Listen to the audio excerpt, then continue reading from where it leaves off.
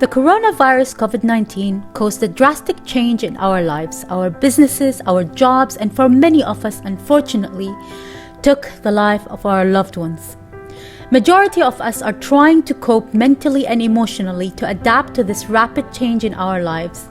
If you are finding yourself constantly in a state of fear, anxiety, and stress, or overwhelmed, oversleeping or lack of sleep, binging on TV or Netflix, overeating, not eating, drinking alcohol more than usual, crying and feeling helpless, and can't get rid of negative thoughts, constantly complaining and whining, then you are using unhelpful coping mechanisms that will negatively affect your mental health and physical well-being. So what can you do instead? Tip number 1, make your health a priority. Your physical and mental well-being are intertwined. Your body affects your mind and your mind affects your body. How does your body affect your mind? Inactivity will affect the way you feel, your hormones, your mental state, and can lead to depression, in addition to other physiological effects, including weakened immune system, weak bones, blood clots, cardiovascular risks, and development of other diseases. So keep yourself physically active every day, even when you don't feel like it. Because when you start moving, you start changing the way you feel, and all the good hormones will be released to make you feel better. What can you do during this time?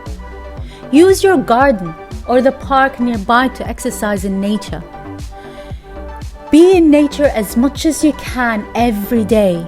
Get a small trampoline or resistance band to work out, or even simply just dance. Smile at people and say hi while keeping a distance. We are social beings and we need that human connection even when we don't know each other, especially if you are alone during this time. Even that smile will make a difference. So how does your mind affect your body? Your thoughts trigger physiological changes in your body. Negative thoughts and stress, regardless of what it is about, will increase your level of cortisol and adrenaline, increasing blood flow to your muscles, preparing you to fight or flight. Chronic stimulation of your glands will increase inflammation, causing a state of dis-ease, affecting and weakening your immune system over time. The way to change this is through 1. Change your negative pattern of thinking to a positive one. Meditate when you can, because it can help control your thoughts. Number 2, to combat this physiological hormonal response, you need physical action. Go for a run. Use the stairs to go up and down. Any form of cardiovascular exercise will help. Your thoughts are not real most of the time, and living in a state of fear or worrying about the future and focusing on things you can't control will affect your health and your immune system, thus compromising your health. This behavior will not serve you well and also will not change the reality of what we are facing. So what can you do instead?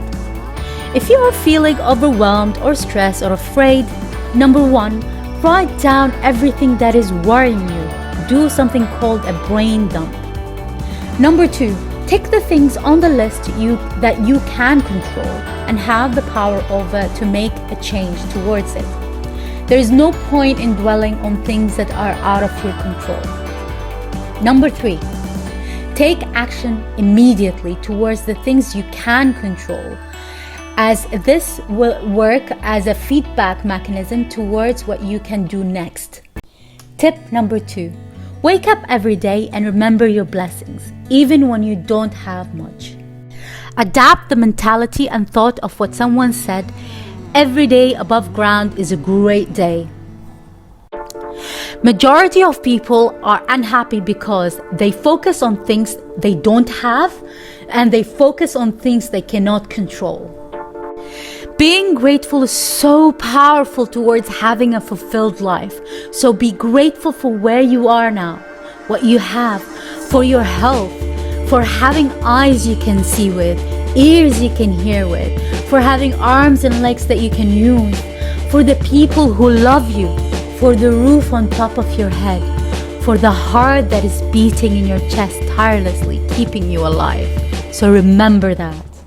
Tip number 3, have structure and routine to your day.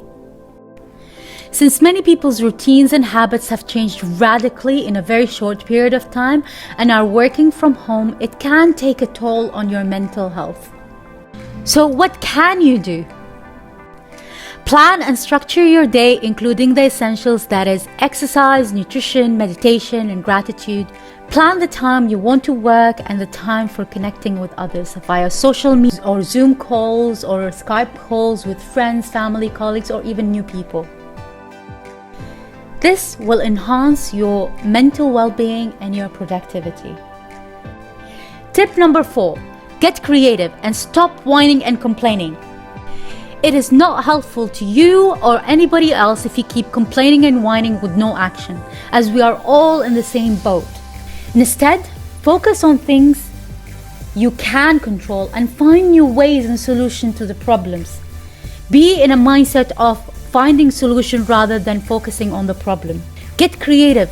As I always said, if you can't find something, create it. Tip number 5, stop panic buying and stockpiling. This is not the time to be selfish, but it's a time for unity. We need to work as one, like every organ and cell in our body, work together to function and fight this disease. The government already said there is more than enough supply for everyone. Restaurants and supermarkets will deliver to everyone. Even if we are on a lockdown, people still can go and buy from the supermarkets. If anything, people will mostly die from the virus rather than the lack of food or household supplies. Think of the people who are most vulnerable in our society and need these supplies more than anyone else. That is the elderly, pregnant women, families with young children, and healthcare professionals. If you keep buying more than you need for the week, then other families, children, elderly will not have what they essentially need. And this virus will keep circulating and more people will get infected because they don't have soaps or sanitizers as you stockpile things just because you're afraid. This is an extremely selfish act, and please be more considerate. If everyone bought what they need for just 1 week, everyone in the community will have enough sanitizers, soaps, and food to fight the virus together. You can still go shopping again for the second week to buy what you need to last you for another week, or order it in or have someone get it for you. Let's work on this together as one united community, helping those who are most at risk. This is what will make us survive the virus outbreak and keep your elderly and loved ones safe, and will shorten the period of our isolation. Tip number 6, reflect on your life. Now you have more time than ever to reflect on your life, so take advantage of it. Create a life plan that tackles all aspects of your life, from health, businesses, relationship, finances, or habits. Write down where you are right now in life, and also where you want to be and how you want your life to look like. Too many of us have been too busy with work and life that we neglected to evaluate the most important thing, which is our happiness and the joy we can bring in our lives. I want to leave you with this exercise to answer. If you were to die today, what will your present obituary look like? What would be your life story? Your accomplishments? What will people say about you? Write it down in the third person language as you talk about yourself. After finishing your present obituary, I want you to write your future obituary.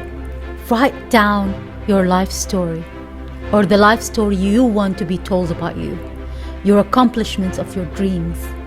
What would people say about you? Who were you? What kind of person were you? What kind of person you want to leave this world as? What do you want to leave behind? What is your contribution to the world? If you found this video useful, then please do like and share. And if you have any questions or topics you want me to cover in a future video, then please comment below. I hope you all stay safe, keep your distance, and keep washing your hands. Thank you.